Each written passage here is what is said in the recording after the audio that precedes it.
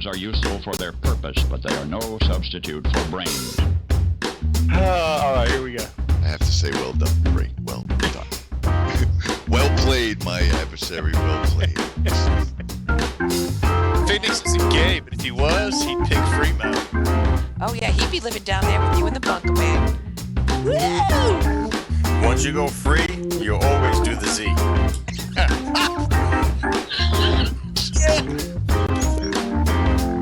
Like one day I'm not going to Duncan, and you could get a controller, a new Xbox, possibly even a cord.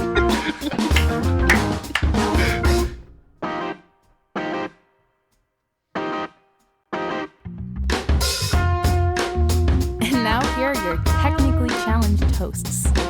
Welcome to BGFG episode 432. I'm your host, Chris Phoenix, and joining me as always, my brother from another mother, Mr. Fremo Z. How are you doing this week, sir? Apparently I'm old. I didn't think we'd been doing this for 40 years. Yeah, well, no, we haven't been doing it for 40 years. But I did want to bring, because there was a lot of 40-year things. Like, it's strange. Our generation has gotten older. Gen X, which, again, we feel is the best generation. Gen X has gotten older. And we can't help that. We can't avoid that. We can't do anything about that. No, but we still own. We do. We own everything that we do. Yeah. But we could still go full blown. Okay, let's just say whether it's freaking, what is it, the cordyceps mushroom, whatever that is from Last of Us. okay. Or it's freaking zombies or whatever it is. Zombies. We're the generation that will come out of that golden. Okay, Any that's event not like that, true. any apocalyptic event. We got it. Yeah, we can navigate without GPS. I can use a map. Yeah. All right. we can read books and understand them. We can read cursive and drive a manual shift. Yeah. Right? We have an entire generation that can't do that. We know how to actually make food. Or not fire. Yeah, or fire. Right? Not just open a package and stick it in an oven or a microwave or order it. Yeah. Because I got to tell you, Uber Eats, GitHub, DoorDash, Yeah. they ain't working when the apocalypse comes. Probably not. Probably All not. right? But it's how the exotic.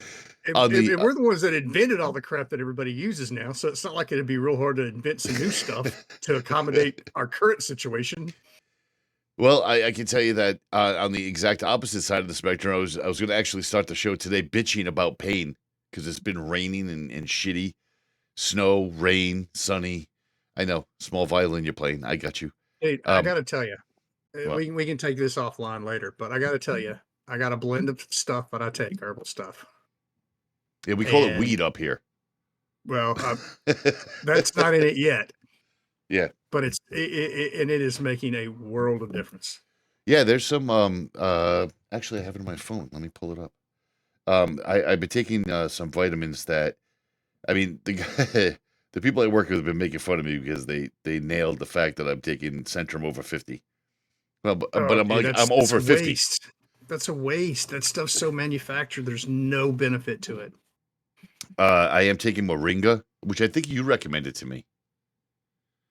For joint pain, and that helps a lot. It does, but I found something even better. Oh, you gotta hit me up with that. All right. And I've been taking berberine. And they sell it at Costco of all places. Wow. Yeah, and it's not specifically. They don't sell it as a joint thing. It's like in the health and beauty section for the women because it's got collagen. Yep. So they're taking it for their hair, their nails, whatever. Yeah. But it has made a huge difference in my knees and ankles. Huge difference. Cool. It's just a liquid, and you pour it in a bottle of water, shake it up, drink it. It actually doesn't taste bad. Oh, that's good. It's like a daily thing, but I don't even do it daily. I do it a couple times a week whenever my knees are bothering me. We have the luxury up here of having medicinal and recreational cannabis. And the medicinals, I don't care what anybody says. You can get all the recreational you want, but the medicinal's better. It has a wider variety. Like, for instance... Well, I mean, they actually grow that stuff and target it for specific things. Correct. So Correct. So, like for pain, I have rub made by a company called Sea Witch. They have a cold and a hot, and it's cannabis rub like a Bengay or a Tiger Balm, and it is next level. And then if I have trouble going to sleep, I have pure CBD gummies, which two of those and my body relaxes. I did have an issue the other day. Was it Thursday? I think it was Thursday where I had some hip pain like I have today from all those years of martial arts. And I had some hip pain and the wife convinced me. She's like, look, you're not going anywhere. You're not doing anything. You got nothing going on. She's like, just take a couple of gummies. She's like, and just relax. I'm like, okay. I sent her a text about 45 minutes to an hour later. I'm like, not a daytime drug. because that's how long it took him to type it. Yeah. No, it took about 45 minutes or an hour to kick in. And what I forgot was that this sort of stuff is like a couch, what they call a couch lock, which means I just sat That's in that it. chair Yeah. for hours. I mean, I felt a little bit better. I had a heating pad on, but it's funny that the name of the show this week is 40 years, because 40 years ago, there was such a dramatic jump in, I'd say socially in a lot of ways. And we're going to talk about some of that today. That really changed the course of a lot of different things that we deal with today. So let's get into this week's news and we'll start covering some of it. BGFG News. You heard it here third. So first up, I got to touch upon, because this, I watch professional wrestling and there's like 3 or 4 shows, debatable, that are important every year out of all the pay-per-views. And this weekend was Royal Rumble, which was excellent. It was really well done. And it started making me think, Hulkamania is 40 years old. I don't care who you are. You know what Hulkamania is.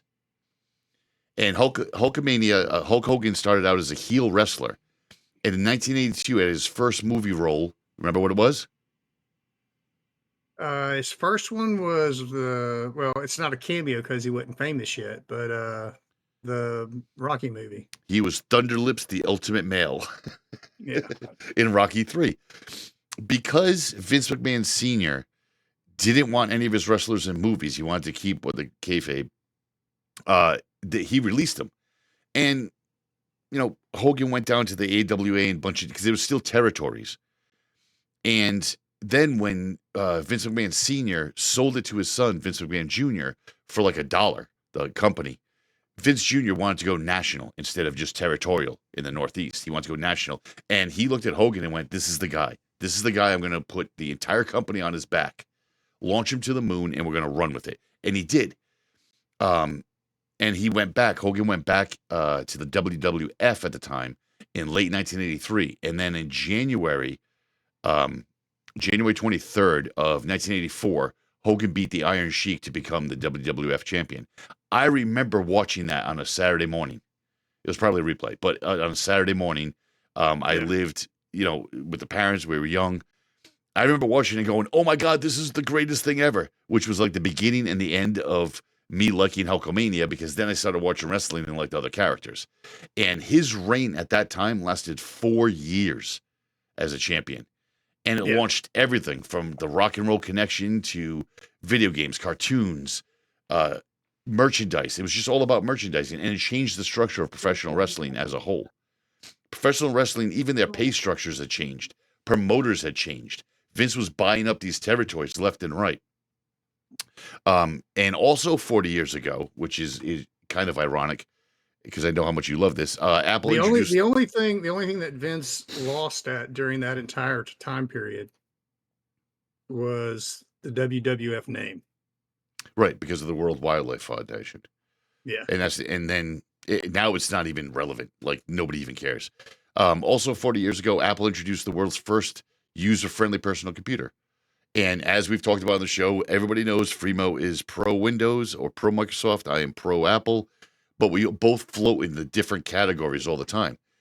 And as much as it annoys Freemo, he will acknowledge that the hardware is very good, just like I will acknowledge that Windows 11 is a solid OS, without a doubt. So the idea that this Apple computer came out as a personal device. Before that, you had just baseline, code line, and it wasn't very graphically interfaced. There wasn't icons, and that's what Apple brought to the table was the graphical interface, colorful icons, a mouse, and these are all things that are used Incorrect. today. What? Get out of here! What do you mean? Xerox. Oh, stop! That wasn't even. That was Xerox literally had for the first business, graphical. Xerox had the first GUI. not for a personal computer. I didn't say it was for a personal computer. I'm saying Apple had the first GUI. Okay, all right, all And right. mouse. Okay. Oh, I don't know about that. Well, it was more of a trackpad, but yeah. The rest is history for the personal computer, and that was 40 years ago. There's a link in the show notes for the Mac stuff. If you click on it, I remember the first computer I ever coded on was an Apple IIe. yeah, me too. Me too. Fucking parallel lives. Already get the mature content rating. You do that every week. I don't know why you even Second. bother to try and hold on to it. I You try. always blow it. No, you don't. You don't That's try. true. You You have a- seldom do. You seldom blow it. I blow it consistently. That sounded I better in don't my ever head. blow it. That sounded better in my head. Damn it. So again, it's if you click on the link in the show Well, notes. they don't think so on you. It's easy. If you click on the link in the show notes, there's a picture of just about every Mac made. I remember I had the Titanium PowerBook. That was like my first computer, not just somebody else's. Very cool. And you might be wondering, because again, we're gamers. Our generation's gamers. 40. My first computer that was like exclusively mine. Like I What? saved up money and bought it. Yeah. Tandy. The Trash 80. No. Oh. T1000. Oh, Not a Texas Instruments TRS. I actually had a That's Tandy cool. 1000. That is cool. Did that have the floppy drive on the side? It did. It had the keyboard Yeah. folded down all up from the front. Oh, of the right. computer and Yep. the The floppy floppy. drive. It had two different floppy drives on it, which was awesome. I'm just taking my personal computer around and you're holding it with two hands. Oh, like carrying a fridge. Gaming 40 years ago had an important timeline as well, which I wasn't super. And What? first two games I had was a Yeah. little 8-disc game called Space Quest Yeah, I don't remember that one. and Leisure Suit Larry. Leisure Suit Larry. A gimme. That's a gimme. What's this about? I don't know, Mom. You should just buy it. I bootlegged it. So you would. So gaming 40. Borrowed it from somebody, an older cousin. Punched the holes in it so I could, read it. Because if it didn't have the hole in the side, you couldn't transfer it. Right? Yeah. Yep. Back in the day. So I had to make it, Put a piece of tape. but anyway. So 40 years ago in gaming, it wasn't very good. And this was a catalyst time 40 years ago. They called it the Great Gaming Crash. Understand that this was the beginning. There was the Atari 2600, the Commodore 64, the ColecoVision, the Famicom, which was the original NES, Intellivision. I bet you, Fremo and I can sit here and tell you, I'm not going to speak for you this time. If I didn't own two out of all of these, I knew somebody that owned every one of these. There was somebody on the block that had a ColecoVision. There was somebody on the block that had an Intellivision. Yeah, my neighborhood, the parents apparently got together because none of them had enough money to get everybody everything they wanted. Yeah. So apparently they got together and picked who was going to buy which console for Christmas. They could do that shit though, year. couldn't they? Yeah. So we had all of those in the neighborhood. Yeah. A couple people had more than one, but yeah, everybody had some kind of gaming system. I lucked out. I got the 2600. I had the 2600 and the 5200. And then I went on to Nintendo, I think, or the Commodore 64. Can't remember. And then after, and that also at the same time, I should say, was the arcades. What was one of the best early gaming computers back then? See if you know this one. I would say the Commodore 64 because I remember having like 10. Nothing wrong with the stop codes. 64. Hard Hat Harry was the best game ever made for the 64. Rock and Roll Racing. And Amiga. Oh, I didn't even remember Amiga. That Yes. was a few years later, but Amiga was Yeah. the gaming computer back in the day. So the arcades were getting popular too. I remember, I mean, I would go anywhere with my dad as long as there was a possibility of an arcade there. Oh, yeah. I'm in. Of course, bothering the shit out of him for quarters, but I was still in. I think that's why our generation still holds quarters so valuable. Like you could take anything out of my change drawer. You can take anything out of my change cup. Don't touch the quarters, man. Don't touch the quarters. I'm still that way. Me too. Here. You don't have it right there. Oh my gosh. Look at you. No, that's where all my change goes. Yeah. That's awesome. So this is where my quarters go. Oh, separate box entirely. So the arcades were everywhere, and they were creating $1 billion business 40 years ago. Games like Pole Position, Dragon's Lair, Miss Pac-Man, Donkey Kong, Joust. Oh my gosh, I spent so much money on Joust. And then the bottom fell out. So you had sales dropping. They dropped 97% from $3.2 billion. Think about this, people. $3.2 billion 40 years ago. Yeah. In 1982, down to $1 million by 1985. And what caused it? Oversaturation. You had too many console choices. By 85, you had Atari, ColecoVision, and Television, Vectrex, Bally's Astrocade, which was the sit-down ones, Magnavox, Odyssey, Amiga, like Fremo said. You had all these different game systems. So parents would go to the store, or kids would be like, well, Billy's got the Famicom, and I like that. That's pretty cool, but Oscar's got the ColecoVision. I really like that, and I like hanging out with him, and he's my better friend right now, so I'm going to get that same one. So it was very strange. The other thing that kind of makes me laugh a little is that the example I would give for people to see how saturated it was, right now you can get Call of Duty on 2 systems, or 3 systems, all 3 systems, right? You can get Starfield on 1. You can get Gears of War on 1. You can get God of War on 1. You had games like Hubert that were available on 9 different consoles, and they were all the exact same game. Yeah. Every one of them. So, I mean, you did have shit games out there like E.T., because all these companies wanted to make a dollar, and that's what kind of killed the industry. This is why we have only 3 players right now: the Sony PlayStation, Nintendo, and the Microsoft Xbox. This is why, because it's not even necessarily that they made out of it. I mean, the Xbox didn't come out until 2020. Yeah, 2001. Almost 20 years later. Yeah, when there was a resurgence. So I thought that was very interesting on our 40-year tip of the hat on that. On to other news, because we have to. Netflix is hiking up their prices again. We were talking last week about Netflix and how I dropped Netflix recently because it was $26 a month, which is driving me absolutely batshit crazy. And I just canceled it. $26 is a lot of money for a channel that I don't really watch that often. I don't. Yeah. Yes, I think I said it last week. I do have Hulu. I have Hulu Plus TV, and it's like $96 a month. But it is a lot less than cable is.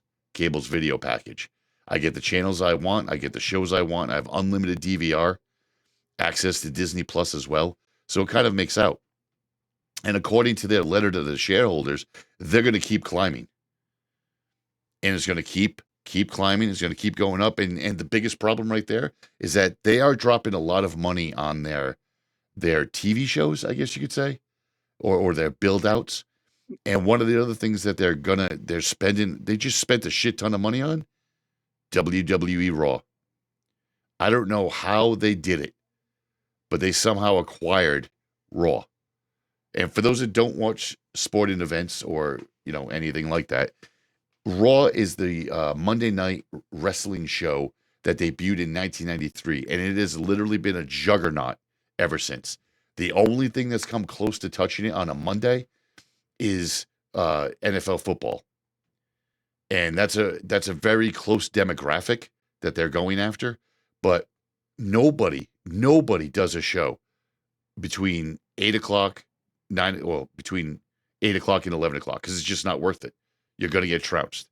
Something will happen. Something, I don't know, a celebrity shows up on Raw, and you have, 100,000 more people flipping over, and that's a big number. And it's been the flagship for the USA Network since 1993. A couple of stints here and there where they left off, but it more or less has been in there. They're going to switch to Netflix in 2025, and it's supposedly a $5 billion deal. And again,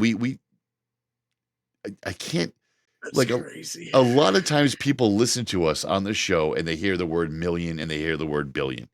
And I don't think people really understand it. I mean, you got to wrap your mind around the concept of billions of dollars, even $1 billion. Like, you couldn't spend, if you put $1 billion in the bank, you could not spend, I would say you'd have a hard time spending your interest in the course of a day. Just the interest you make. No, I wouldn't have a problem with it at all. Well, after Fremo purchases an entire chain of islands off some coast and puts a Lamborghini on each one, a Bugatti on each one of them just to travel. Why? Why would I put Lamborghinis or Bugattis on my islands? What else are you going to put on there? Turn my mic off till you get this right. I don't even know. You can turn your mic off. I don't know what the hell you would put on an island. A lot of bunkers, artillery, zip lines, donkeys, a lot of sheep, I'm sure. Car. Specifically the car. Oh, there's going to be like 15 blue Bugattis on each one. Okay. Yeah. Okay, we got that right. Look, in my mind, when I said Bugatti, it was blue. So I just want to put that out there. Yeah, well, it's Pagani. Yeah, I said Bugatti. I said the Bugatti. Anyway. Yeah, Pagani. $5 billion is a lot of money. C12 Super Sport. Gotcha. So it's a $5 billion deal. Pay them to start producing again because they no longer make them. SmackDown will move to the USA Network, and NXT, their third show, will move to the CW Network, which I didn't even know was still around. This will mean, which is interesting fact, this will mean that WWE will have a show on broadcast, cable, and on streaming as of 2025. That's huge. I still say that they should have just kept their own app. In the beginning, WWE had their own app, and it was phenomenal. You could hit up the app. I didn't care how much they were charging. I got all the pay-per-views. I got the premium live events. I got all the history. The problem is they didn't have anybody to run the infrastructure. They didn't know what they were doing on that end of it. You're exactly right. Hello? You're exactly right. I'm right here. Give us a call. Yeah, we could have done it. It would have cost you less than $5 billion. Exactly. Would have cost you maybe $3 million. Each of us taking 1.5. Though Fremo probably should have had more, because he'll do the infrastructure and I'll just know the product. Who's this guy?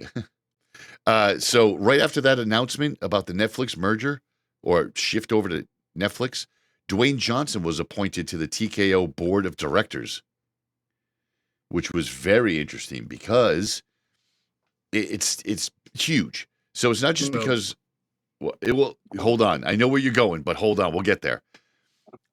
It's big because The Rock, or Dwayne Johnson, he's affiliated with the WWE, but he's also got the UFC. Well, TKO's got UFC, WWE, but The Rock also bought the XFL from Vince McMahon.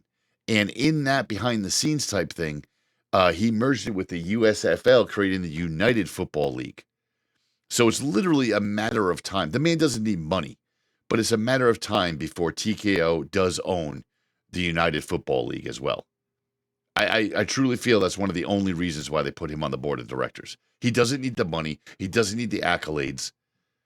He's the highest paid actor in the world, and that's not even counting the money he's put away from the WWE and still getting merchandise sales all the damn time. I mean, the man shows up.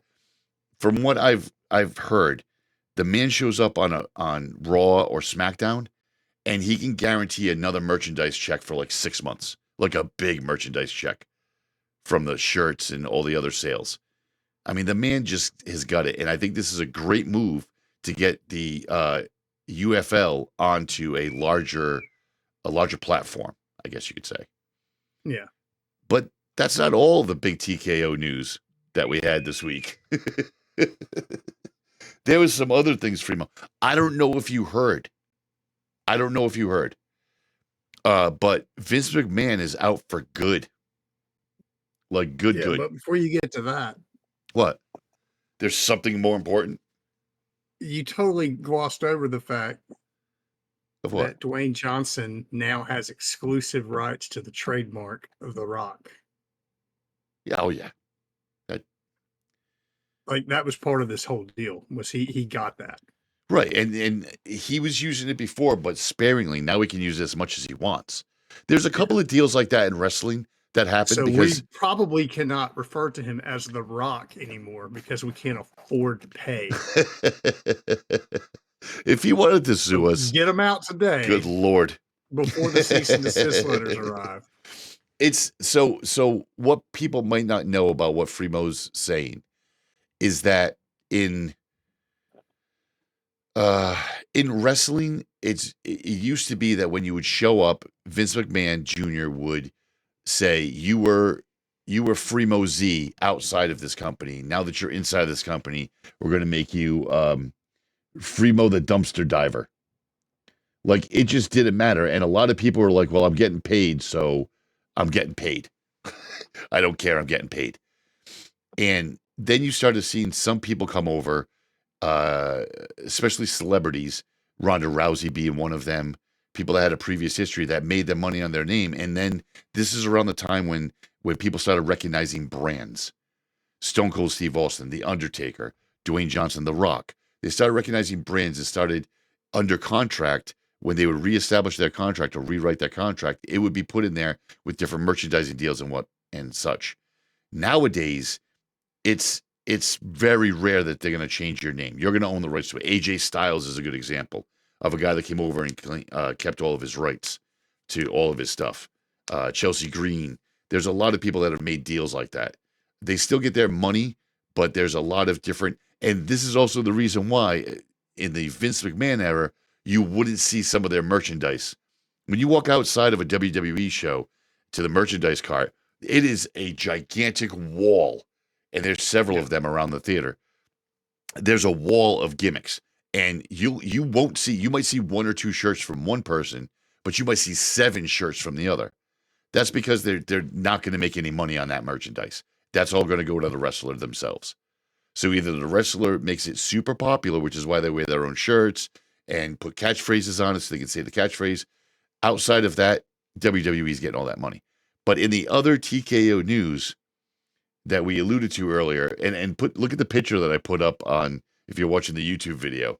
My God, that is a creepy looking fucking Vince McMahon. Oh my God, when he colored his hair. I always thought dude had dead eyes. Well, not even the dead eyes. Now he colored his hair and gave himself a pencil mustache, and it's awful. So Vince is out for good. He's done, out of there. Now, even up until recently, even after allegations last year, he was still in a point of power where he's like, this is my company. I want to do with it what I want.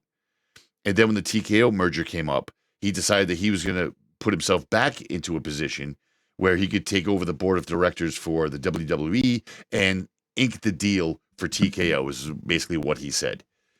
The TKO deal gave him absolute control over WWE. He would call, there's rumors that he would call during live events and say, no, change this or change this. Definitely out of touch. Like completely out of touch with wrestling. Did he still have a good mind for it? Yeah, in some ways. But for the most part, completely out of touch. His son, Paul Levesque, also known as Triple H, was running the show with his daughter, Stephanie, at the time. But now Vince is out. He's resigned from TKO, taking him out of the WWE picture entirely. Like I was saying, last year they had allegations about sexual misconduct within the company that he would put in hush money on, in a deal that we know about with the next staffer, Janelle Grant. So I found out that Janelle Grant and him and Vince met So apparently Vince and his wife Linda have been separated for years and years.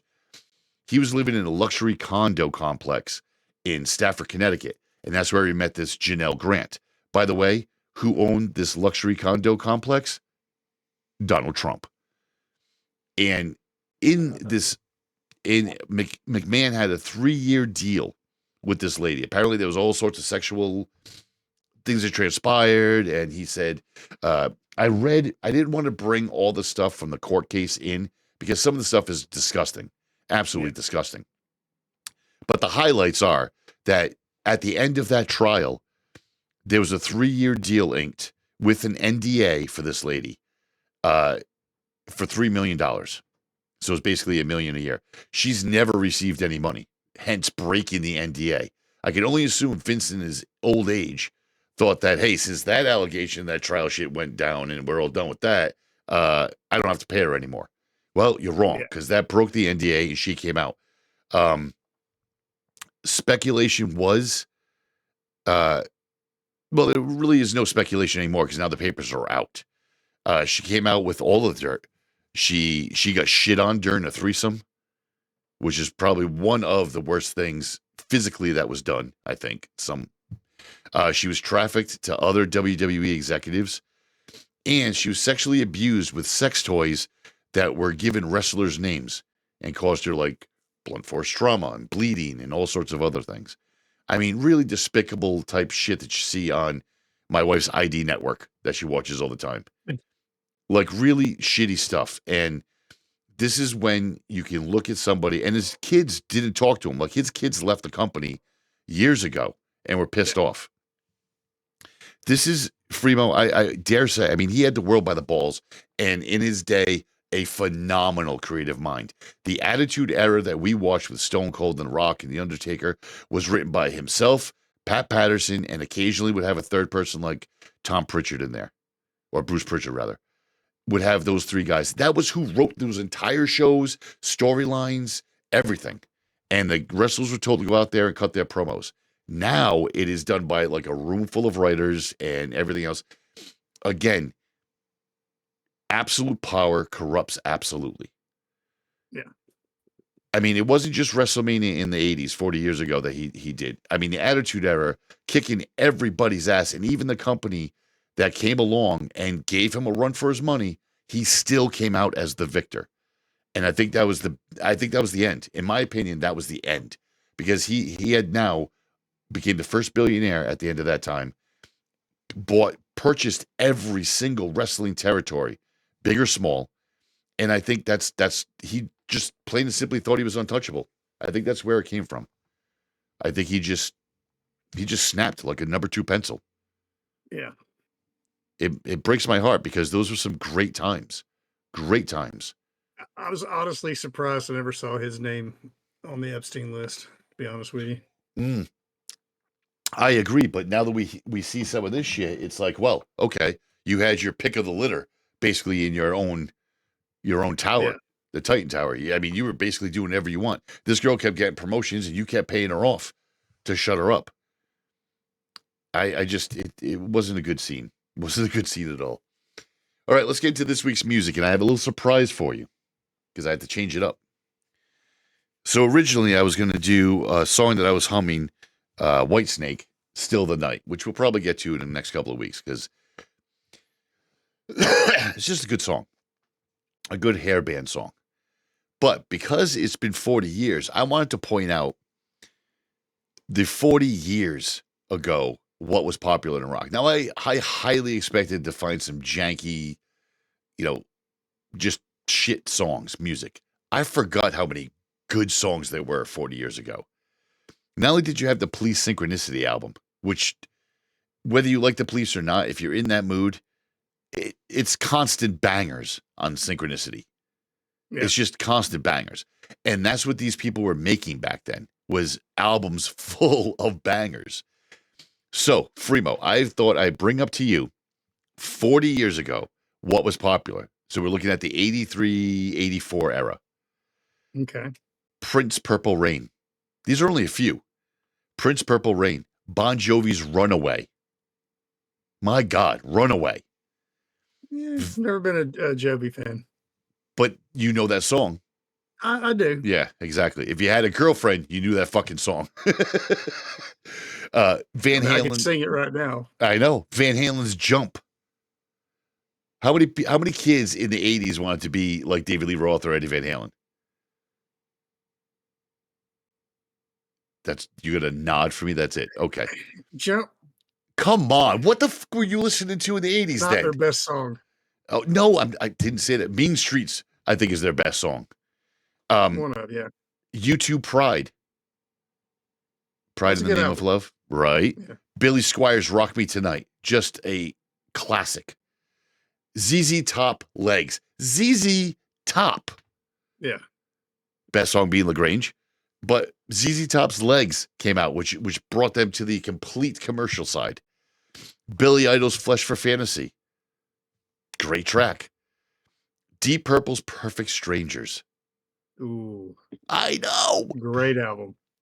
Motley Crue, Looks the Kill. Yeah. Launched their career. So, well, Smoking in the Boys' Room and Looks the Kill could be debated. But I had to pick something out of these lists that really spoke to 40 years ago. I can't believe I lived through that. I can't believe this song was top. We're going with Ozzy Osbourne's Bark at the Moon. Nice. I Right? like it. How could you not? But 40 years. 40 friggin' years. I know. You were sitting there naming all those songs off, and I'm thinking, are they really that old? They are. Yeah, they are. They So are. we. I mean, granted, I might have been 12, but I was still when I saw Motley Crue on TV, or I heard it on the radio, like Smoking in the Boys' Room, or my neighbor had like the best cassette tapes. Like I don't even know where he got them because he never left the house, so I could only assume his parents got them. But he lived across the street from us. His name was Jimmy, and he introduced me to Quiet Riot, Motley Crue, and I'm just like, you're listening to hey, can I borrow this for the night? And I would go home and I put it in my little Radio Shack tape deck. All that too, but I was also getting into the newest form of the devil's music. Heavy metal? Around that time frame too. No. What? Better not say Hip-hop. country. Rap. Oh, right. Yeah. Yeah. Well, I didn't get into that until a little bit later, I think. Yeah. Probably like the late 80s. Yeah. Grandmaster Flash. Good stuff. So we're going with Ozzy Osbourne, Bark of the Moon. It's a great classic. 40 years old, and there's still people covering it today. Still people covering it today and talking about it. Exactly. So we're going to catch you on the other side for some stick style news, and then I swear we have the greatest for what it's worth this week. It's going to be the greatest for 24 so far. It's so fucking funny. All right, let's get to Ozzy Osbourne, Bark of the Moon. Catch you on the other side. Great song. The solo alone, you get that scale that ends on that one note. Just a great track. Great track. And it's 40 years old. 40 years old. And it's still a banger. I mean, I'm going to have to go back and listen to some of their stuff. Early Ozzy? Some of the old, early Ozzy, Black Sabbath. You done got me in the mood. Yeah, Deep Purple. That Perfect Strangers track is so... Like, my wife didn't even... I was going over some of the songs with her, and she's like, I don't know that Deep Purple song. I'm like, oh, let me play that for you. Perfect Strangers is... Don't watch the video. See, that right there, when someone says something like that, that's when you need to bust out the old hi-fi and the vinyl. Oh. And let them listen. I can't afford that. Like, my son started doing LP vinyl on and just drop the needle. Yeah, there's nothing like that. I have a couple of guys at work that are younger, and they're really kind of getting into the rock stuff. Dooley was on here on the show. I mean, he's huge into the 70s stuff, early rock, and he loves vinyl. I told, he's like, oh, you should get one of these record players and start listening to vinyl again. I said, I appreciate that, because there's nothing like looking at the lyrics, the liner notes on some of these. But with the stuff that Gen X came up with, I could not afford to do that again. I can't, because of the massive amount of knowledge I have of albums. Well, first of all, I'd have to have a building to store it all in. Yeah, because you have temperature controlled. Yeah. I mean, just imagine the records that we would have to have. We would have to have Motown, a Motown collection, a hair band collection, 60s, 70s rock collection. I mean, there's just so much music that has deep cuts in it. Perfect Strangers is a good example. Not super popular. I'm looking at half a terabyte of audio that I have. Yeah. Yep. Yeah. I could not even begin to imagine what that would cost me in vinyl. I mean, a decade ago, it was probably a decade ago, we were thinking about doing a rock show. And then quickly I realized there's no fucking way we're going to be able to do that. Like each show would be like 5 hours long. Yeah. And we don't even have half the knowledge of some of the professionals out there that have been doing it for like 30 years. Like they know like deep cuts and names of band members. We're just looking at just the outside of just like, hey, this is a great album from front to back, or here's a B-side that you missed out on. All right, let's get into what we're drinking this week. I am going with the Blonde Leafy again. Love this beer. Good beer. What do you got? Oh, I'm still on the champagne, sir. There's nothing wrong with Miller High Life. Cheers. There's not. Oh, that goes down well. That goes down nice. Whew. All right, let's get into this. We'll see how that treats me. Coming off that stomach flu. Woo. Oh, that sucked. Stomach flu. Let's get into games. Gaming. Oh, that just let me see that. A little bit of bumps. All right, so and my body just said, "Are you sure you want to do that?" All right, so this is kind of, I don't want to say strange because it's not strange by a long shot. I think what it is we were talking about 40 years ago in gaming, and on the Sega Genesis, I remember having a Game Shark, and there wasn't any online action at the time. So when you had a Game Shark, and I'm sure you had one too, Free, when you had a Game Shark, you would load it with like different things. Like if you were playing Contra, it might be unlimited ammo, or you could have God mode. And this was pretty much like either the game got too hard for you, or you just wanted that little extra piece in it, or you want to unlock all the weapons or something. That's what a Game Shark did. Now, through the years, it kind of got worse. Freemo's legendary rage quit on Halo 2 when he saw a Warthog flying is notorious for what we had to deal with once online started coming out. Freemo and I were moderators. The quick story was it really a rage quit, or was it just I'm disgusted, I've had enough, and I'll see you boys later quit? That sounds a lot like a rage quit to me. But yes, that's exactly what happened. Now, in the early days of Xbox, Freemo and I had the privilege of being moderators. So what we would do is we would get a message over Xbox that would ask us to go into a certain room with a link, and we'd try to find who was doing what if there was something illicit. Now, we started doing that, and we started seeing a lot of, and at the time I was working at Radio Shack, so we knew with our tech knowledge that they were just hot rodding a controller and making it rapid fire. But when you see a Desert Eagle with no recoil and shooting like a submachine gun, it was a problem. So we'd report them. Now, after a while, we both kind of got fed up with it because we didn't think anything was really happening from it. So we began turning on each other. And I swear, I've said it 100 times on the show, and I'll stand by it, that at one point, those guys were looking at us going, oh, these two, why is this group just constantly ratting each other out? And we used to see people in PGR jump into the room and we're like, oh, that's a moderator. No doubt. Yeah. Especially if they had what's your gamer tag? 21. Like, okay, that's a moderator. And they would see things, and they would see us all in the room goofing on each other. So they're like, these guys are assholes. And we eventually lost that privilege of being moderators. But we still kept turning each other in and then never did anything about it.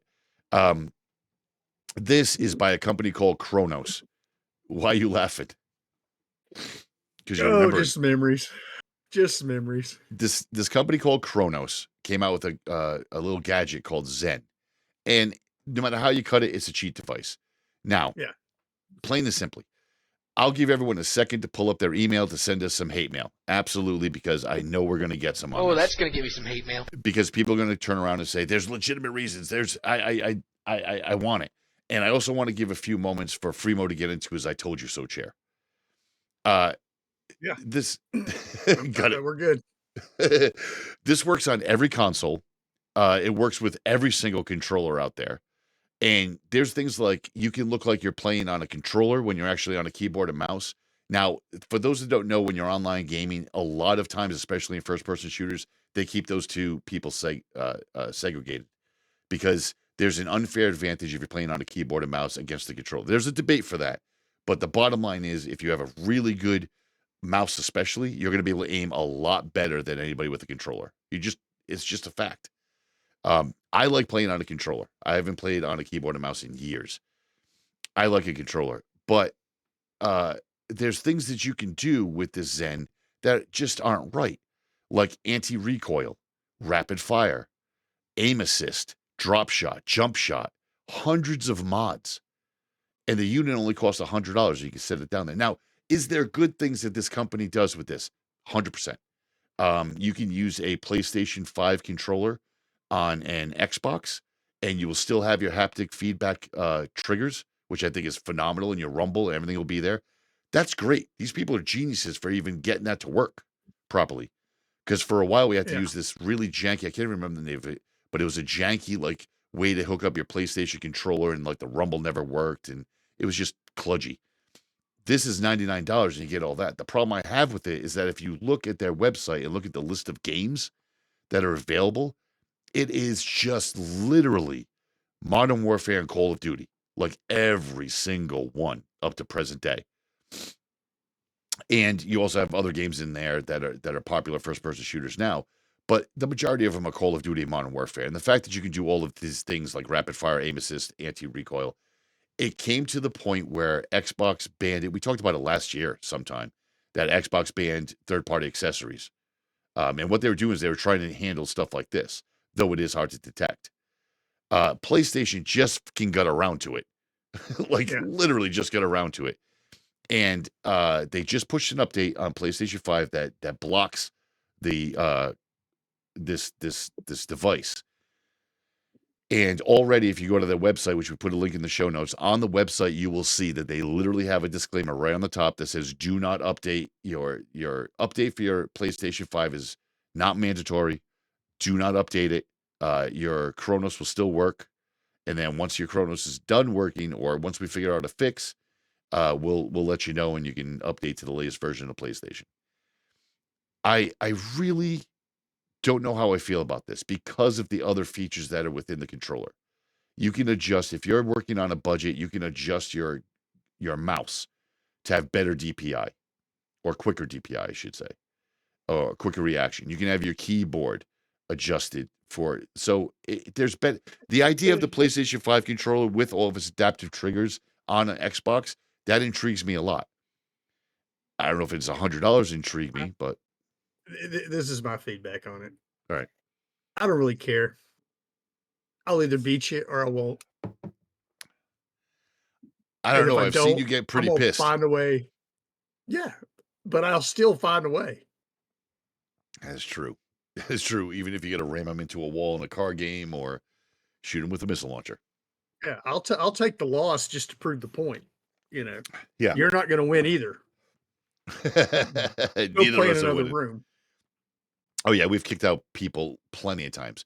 So I guess if you're one of these people that want to use that, you're just to let you know, you are ruining the game if you're using these in a live multiplayer atmosphere. You're kind of ruining the game for other people. Was it? I think it was Ghost Recon. Probably when Ghost Recon Thunder Islands. I don't remember specifically, but we were in a room with a guy and he was on our team. And no, I take that back. It was Rainbow Six because you could team kill.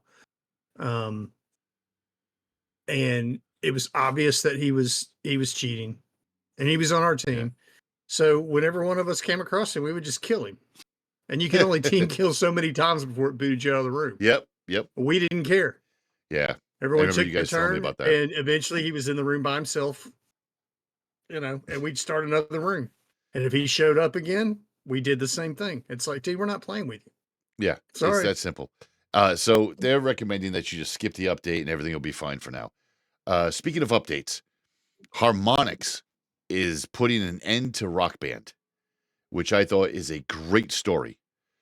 Because on January 25th, they're going to drop their last downloadable content. Now, the game will continue to work, but there will be no more downloadable content. And this is 8 years. I didn't realize they've been doing 8 years of new songs every week. They have over 3,000 songs on a rhythm game, essentially, Rock Band. Great. Guitar Hero was the first That Rock puts them Band. over 6,000 songs. It's Because it was insane. about the same thing, about 3,000 included with the game soundtrack. So they doubled that with the DLC. That's awesome. Their new direction. Not that I played Rock Band. Oh, I did. But that's the way gamers should treat their community. Exactly right. Exactly right. That's exactly right. And I can tell you that look at it. You had an 8-year run. What other game in that genre had an 8-year run? What other games, period, outside of Call of Duty and a handful of others, have had an 8-year run? I don't know. Singly? Because like Gears has been around for probably that long or so. 15 years. Yeah, that's what I'm saying. But there's probably, but they've had multiple Gears. But these are I'm talking. Yeah, I mean, Gears, Assassin's Creed, Battlefield, God of War. A couple of others. Versions. Halo, kind of, sort of ish. I mean, they kind of fell off, but they came back. I mean, right. You know what I'm saying? I mean, how many franchises can say they had an 8-year run, and how many of them can say they took on a single game? Community? On a single game, yeah, on a single game. That's the point that you're making. I know is that it's a single game. It's not like there's been 15 Assassin's Creeds. There's been 5 different Gears of War. Yeah. They just rebooted God of War. This has been Rock Band. I mean, Harmonix Rock Band, and has had downloadable content all this time. So kudos to you guys for doing that. And the way they're taking their business now is they're pushing integration with Fortnite, which we're going to get to in a second, a comment about Fortnite. But they're pushing integration with Fortnite, and soon they're saying that they're going to have instrument support as well on Fortnite. I've played rhythm games. I do like rhythm games. Some games are more difficult than others for me because I know how to play instruments. I know how to play guitar. I know how to play bass. I could play little drums. But it's difficult when you can't sing for shit. It's difficult when you actually get into a rhythm game that doesn't accurately produce the button strikes, I guess, for lack of a better term. Rock Band and Guitar Hero always did. You just had to find the level, like the skill level on the game that you can actually play comfortably at, that works for you, your mind in the rhythm. Like you could play easy. Yeah, I remember Guitar Hero. I think they had 4 or 5 difficulty levels. Yep, 5, I believe. And I had to go straight to 4. Yeah, like one below the hardest. Yep, me too. When I first started, just because, like it didn't make sense. It was like what the. So it's like level the beginner 5 in short order. the beginner level. The beginner level is more like, if you know what a 4/4 is, it's the 1, or in some cases it's the 2, but it's only 1 out of the 4. Even if there's 3, it's hard to explain. But rhythmically, it's just different. Like Fremo said, as you bump up the levels, you get more comfortable with how you play air guitar or how you play air drums. That's what you're looking for. That's the beat that you hear. That's the beat you want to produce. And I thought they did a phenomenal job doing that. I mean, there was some things like Through Fire and Flames that you just cried if you played. You're like, how the fuck? Like, even it's just difficult. But kudos to them. Xbox Halo, they were supposed to have a battle royal. That's no more. We've heard about it for years from 343. Yeah, I know you're crying. We've heard about it for years from 343, but now it's been officially canceled. Or finally canceled. It depends on how you look at it, because there's never been any Halo? official word. See, y'all thought when I rage quit it wouldn't have any impact, but it took a little while. But here we are. Oh, I don't know if you'd have just taken care of the Z. Yeah, okay. I can say that there was never any official word from 343 that this game existed, but the COO Paul Sams said that it has been in production for 2 years. So the question now is the Battle Royale game officially dead? Is that genre dead? I believe Call of Duty or Modern Warfare tried it. You had the original, which was what was the original? Battlefield. Yeah. What was it? Oh shit! What the hell was the original? Oh my gosh, I blanked out. What was the original Battle Royale game? Oh, what the fuck was it? It was one of the Battlefields. I'm trying to remember which No, one. not a Battlefield. It was something else. Shit, it'll probably come to me. Oh, I mean, if you want to talk about PUBG.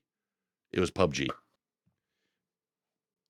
So PUBG was the first real battle royal game, and then everybody jumped on top of it. Of course, I would say modern time, yeah. Okay. Quake 3 Arena. Yes. Back in the day. Yeah. Was the ultimate battle royale. Half-Life. Yeah, there's a couple. But PUBG you had 64 dudes in a room bouncing around with zero gravity with rocket launchers. That was a sight fun to behold. That was fun. Fortnite kind of took over the genre and diversified it with Lego Fortnite, Rocket Racing, Fortnite Festival, which is where the rhythm game is going to land at this point. Rock Band will land there. And it's tough to see that. I always wanted the Halo one to come out. I honestly thought, Free, that was the Halo Battle Royale was the way I was going to get you back in. I truly felt that. I was like, this is it. If they release a Battle Royale, I can get Freemo back in. It'll be fun. I can get him back in there. But now they discontinued it. They do have a version in their Forge. So Halo has a Forge that you can custom make maps and stuff and post them online. So you'll have people putting in classic maps that aren't currently there, but now they're all kind of there. So it's somebody created a Battle Royale one in Forge, which I watched a couple of videos. I haven't played it, but it looked pretty fucking good. Like pretty good on that game. But again, it's Halo, so Freemo will never play it. I still find myself, if I'm bored during a day off, I will pop in Halo Combat Evolved. And I tell you what, if they put Halo 1 or 2 back on Game Pass, I'll snatch it up and play it. It's in the Halo Master Chief Collection. It's in there.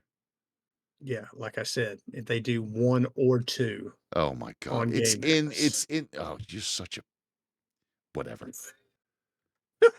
Constantly gotta be a jerk. So stubborn. All right, you know what else? No, it's not my fault that you didn't listen to the words that I said and understand their meaning. Okay, that's not my fault. I'm just saying it's available. That's what I'm saying. Okay, moving on. One of the games that's looking pretty good right now is a game called Pacific Drive, and I thought you'd appreciate this because you might not have heard of it. It's a run-based first-person survival developed by Ironwood Studios. It's set in the Pacific. It's set in the Pacific Northwest, and you have to deal with like supernatural anomalies, radiation, other dangers, and you have to do it all from behind the wheel of a busted-down station wagon, which is where it looks literally. As soon as you say the words "busted-down station wagon," you immediately think of the Griswolds, and you're not too far behind because it does kind of look like that. And you have to modify the vehicle to get farther and farther in the game to investigate other things. The goal in each run is to upgrade your car to better protect yourself. Looks really fun. I'm really thinking about trying it. It launches February 22nd on Steam. So I don't know. We'll see what happens. I doubt it's a multiplayer. I'm reading about it a little bit here. I can tell you right now that if it is a multiplayer that you can have multiple people in the car, it's not going to work for stick style at all. Because anybody that's driving that is part of stick style will leave your ass behind. If the driver, like if you're denoted to drive for that night, I'm getting in the car. I'm driving away. And I guarantee you, somebody like Freemo, me, Fatal, Halo, we're all going to give you a countdown. I'm going to leave in 10 seconds. You better get your asses back here. Yeah. And then we're leaving. And if something happens during that countdown, it just got shortened without notification. And Which is totally justified because you shouldn't have been overdoing what you're doing anyway. You should have been that far away from the vehicle. This is what happened in Halo all the time. All the time. All the time. Do you have the flag? I mean, these motherfuckers have left me with the flag in Halo just because they were like, I'm getting shot, we're leaving. But I have the flag. I'm not even in the vehicle yet. Oh, we'll be back. That's what Freeman used to say all the time. We'll be back. Yeah. And they go down to the other side, get another vehicle, come back, and God only knows if I was alive or not. Most of the time, I'm running down the center with the flag, zigzagging, hoping to God I'm not getting shot. Or run over by my own guys, which happened sometimes. It happened. Yeah. All right, so finally... Unintentionally at times even. Sometimes unintentionally, sometimes intentionally. Finally, this week in Stick Style, a game that Freemo and I have played and like a lot. We haven't given it any love in the recent time, but I predict we'll be playing it today, and that's Exo Primal. They just got a big update on it. They just dropped 2 new 10-player co-op missions with boss fights, new exosuits, new maps, new rigs, new cosmetics. They have dinosaur mutations now. And they're throwing in some Monster Hunter World. I haven't finished everything on my first freaking suit. I don't think I have either. It's still fun though. And the Somebody's got to win somebody in our group has to win the lottery and come through for us. We've all made that pact. If I win enough money, we start a company, everybody gets paid, we sit around and we just game all the time. Somebody needs to win this. That would be so good. So good. That's why I play the lottery sometimes. The Monster Hunter World is where you track monsters. Very similar to what was the game? It was like the first co-op game. Revival? No. Revenge? Nope. Revolve. Was it Revolve or Evolve? Evolve. You're going to have to give me something more than it was one of the first co-op games. That's true, I should. I need a little more detail. It was called Evolve. It was on the Xbox, and what it was you would go into the game, and you would either be one of 4 characters to hunt down the monster, or you would be the monster. Do you remember this game? You played it with me. I'm not saying I didn't. But it was that memorable. Apparently. Yeah, because it was a good game, and this is very much like you got to track the monster. And you're going to come across a large one from Monster Hunter World called Rathalos, which seems to be like a dragon. It's on sale now if you're interested in Exo Primal. It is a fun game. You're in a team, but you don't necessarily have to talk to that team. It's pretty blatant. There's unlimited dinosaurs coming at you. Fucking shoot them all. Try to look and see where your team is, because they're just as fucked as you are. It's not even like what are you doing over there? Come over here. This is where all the action is. No. They spawn randomly Exo Primal anywhere. It's just a really fun adrenaline, just unlimited ammo. I mean, you're gonna die. You know you're gonna die. Yeah. Yep. So it's just a matter of respawning and going and seeing how much more damage you can do before you die again. Right. It's just fun. Yes, it is. Yes, it is. It's on sale now till the end of the month for only $30. So if you play I don't even know if they have a demo anymore. But I can honestly say that I think I am going to recommend it for $30. I think it's $30 well spent. Actually grabbed it off Game Pass as a demo and have since been able to transition to the full game. So yeah. It's a Game fun Pass, game. people. Game Pass. Yeah, you're missing out if you don't have Game Pass. All right, let's get into the last segment because this one's gonna crack me. Let's just get into it because it's just.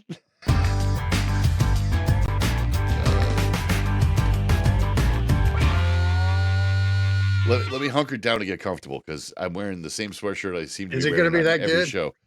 For me, it is. I wear the same sweatshirt on every show because it's freaking cold, and this sweatshirt's warm. So it looks like I'm doing the same thing on every show, but I digress. We love space on this show. We talk about space a lot. I think I'm going to coin a new term. What? I mean, you've heard of mansplaining, right? Yeah. Okay. I don't know what the word would be, but you just so did an old person thing and gave us information about something that we didn't need to have any information on. Well, It's like randomly, oh yeah, and I'm wearing the same look, I was going through sweatshirt. some I wear look because it's cold and I don't want to be cold. in in my What? in my Okay, okay, Grandpa. I am a grandpa, unfortunately. So are you. Fuck you. In my defense, uh you keep putting that chew in your mouth while I talk. In my defense, uh I was looking at some videos and it seems like I do wear this sweatshirt a lot. So I either have to buy more sweatshirts or just suck up to the fact I don't want people to And I'm think. trying this new toilet paper because my hemorrhoid. I mean, You know what? You want to say something about toilet paper? Fine. Why the does Cottonelle have this special rip-off now? Like I would pay extra to rip the toilet paper off in a swirly fashion. What the fuck is that all about? I had seen it, but whatever. Oh, it's the stupidest fucking thing. Anyway, we love space on the show. We talk about space a lot because Freemo and I think it's hilarious in many ways, in good ways. We think it's hilarious that there's a new space race to the moon. And all these countries are trying to vie for spots on the moon, and we're going to have lunar bases soon, maybe even vacation on the moon. Who knows? Some are doing better than others. We told a sad story a couple of weeks ago about the Russians. So That the planet is completely unusable. I ain't going nowhere. I've seen a terramorph. I don't want to risk it. seen enough sci-fi to know I don't need to leave this planet. Um, and we felt for that Russian scientist that ended up in hospice literally after the Russians didn't quite get what they wanted out of their first lunar relaunch, I guess you could say. And those things are sad, but some are doing better than others. So what I wanted to do.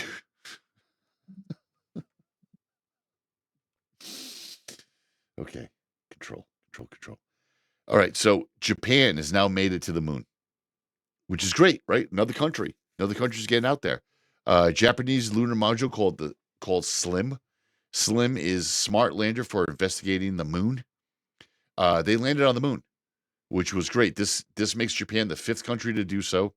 Hold on a second. I need to look at this picture.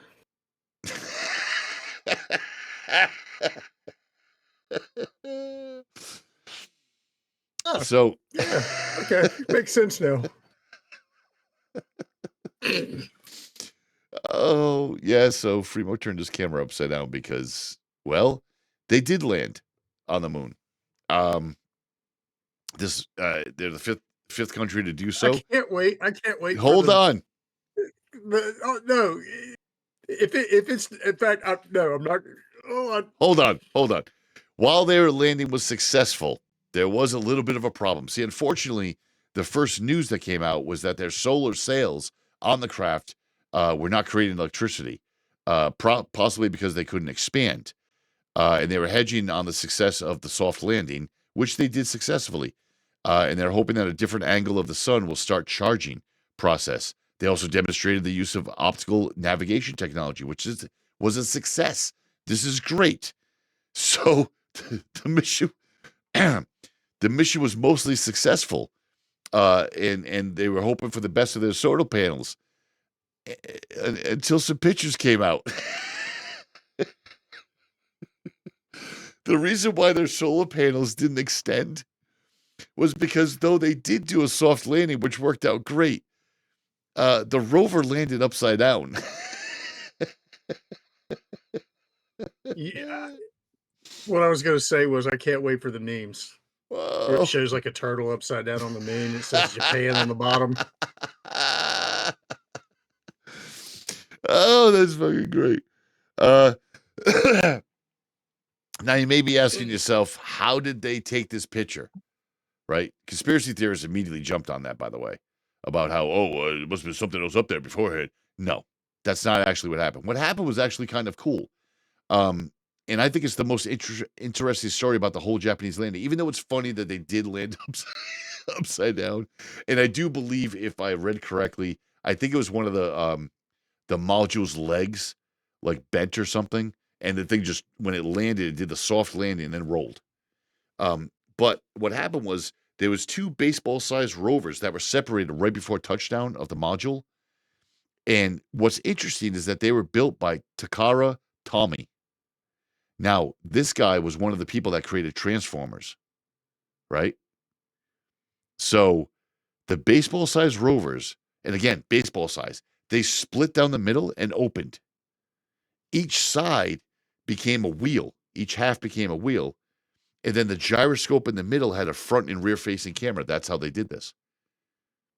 I thought that was absolutely brilliant. The fact that it was a transformer and everything, it jettisoned, landed in a ball. It's kind of like making that drop the egg project when you were in school. I thought that was actually brilliant. And that's what snapped the picture. They were short on battery life, so they're already dead as a doornail. But they were able to snap the picture of the rover upside down, which we have a link in the show notes that shows the picture. If you watch it on YouTube, it's there as well. Now you understand why the solar panels didn't come out. But I thought it was cool. They had a front and back camera. I'd like to know what the back camera shot. I mean, honestly, I like to see all the pictures from any lunar landing. Like China landed on the dark side of the moon, and we still, as far as I know, we haven't seen a boatload of pictures coming out of there because it's China. Dark side of the moon. Yeah. We can still see structures. Well, we can still see structures, and they're going to have flashlights. I mean, they're not going to not have flashlights. But speaking of small cameras. Unless they landed upside down, too.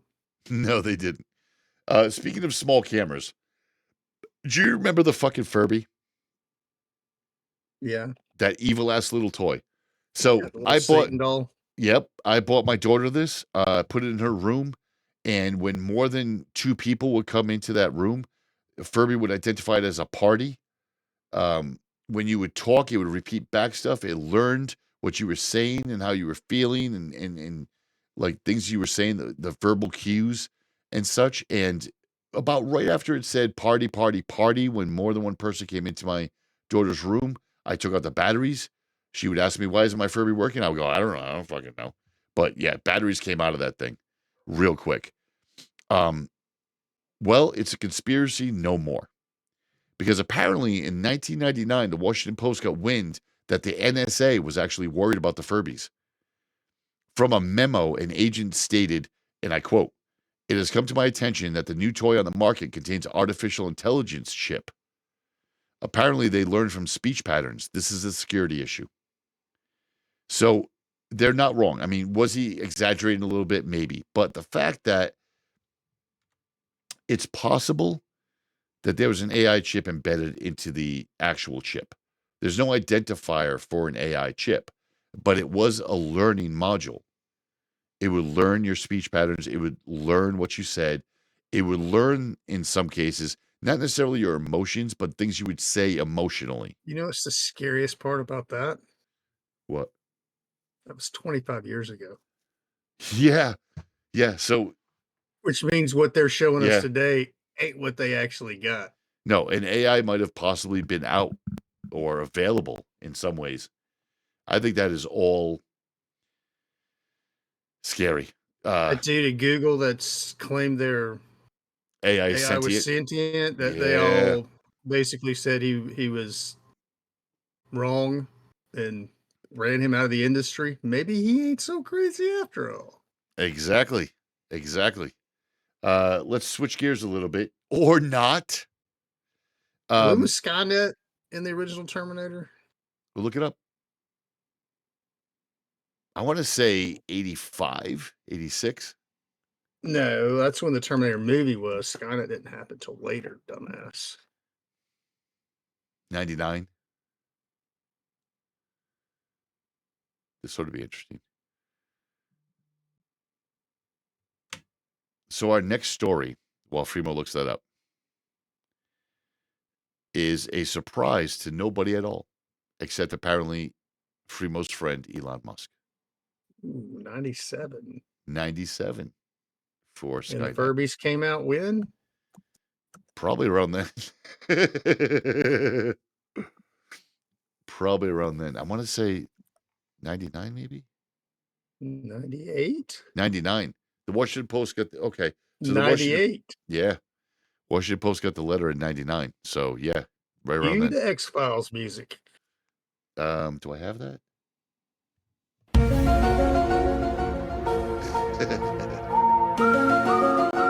Never doubt the sound effects. So, in the next piece of news, I can't believe that not only did we miss this, pointing out the obvious to people, not only did we miss this, but the company actually missed this shit. Apparently, cold is not good for batteries. I mean, who knew? Well, we did, because we would have batteries in the vehicles. I don't know. Why have batteries for the last 18 years come with a cold cranking amps? My battery in my car recently had a problem with cold cranking amps when it got really cold. Batteries, if you leave a laptop, we're tech people. If you leave a laptop in the car, we take it in and go, yeah, you're kind of fucked, but we're going to warm it up and see what happens. I had no joke, this past week. They're like, we're having connectivity issues with in this one part of the plant. And so I go to investigate, and they had since moved a workstation from an interior wall to an exterior wall. That'll do it. And I was like, I picked up the tablet that wasn't connecting. Well, one, it was so cold right there. Yeah. That the charger. Yeah. Like the power strip was good. I tested the power strip. Yeah. It was fine. The charger wasn't lighting up. I go get another charger, plug it in. Laptop's not lighting up, but the charger light's on, but the laptop's not booting. And I'm like, okay, I'll be back in 30 minutes. So I took all that to the office, let it sit there, let it warm up. The original charger worked. The tablet came on. And I was like, okay, here's the issue. As long as it's freaking cold outside like it is right now, it ain't gonna work right here next to this exterior wall. Sorry. Not gonna work. I hate that you don't have heat in this area, but right, batteries suck in the cold. And apparently Tesla didn't get this memo, because in Chicago, they're now noticing that it sucks to own a Tesla. The charging stations, which usually take about 45 minutes to take a charge or give a charge to a car, are now over 2 hours of a charge. 2 hours. Yes, you beat me to it. And the roads are getting littered with broken down Teslas because they either can't make it to the charging station. Or the reason why they can't make it to the charging station is because their batteries are not as efficient in the cold. So if it's 20 miles to the charging station and their Tesla says they have 30 miles, they ain't got 30 miles. Hey, you know what is efficient in the cold? Combustion engines. Yeah. They're efficient. You see where GM cold. and Honda have announced they're going hydrogen? Are they? See, I think that's a good idea. I saw that today, man. The only thing, again, hydrogen is super efficient and low cost. The only thing I'm worried about is that the fact, like, if we have a Tesla that goes sideways, you have to get special equipment. You have to move that shit off the road. You have to, like, if that thing catches on fire, there's a problem. And I don't know, hydrogen's going to blow up. So I would assume they have safety protocols in effect, right? Yeah, I mean, they're not going to be able to mass produce cars and sell them to the public if they're going to Pinto on everyone. That's right. I made Pinto a verb. It's so true, the fucking Pinto. Oh my God, that's so good. All right. So do you have anything else to speak? No.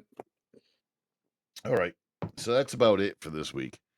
Yeah, I got nothing else. Now, I do know you said something about Exo Primal, but I'd really, really like to. You got me. You teased me the other night, and then you had to go to sleep because you're old.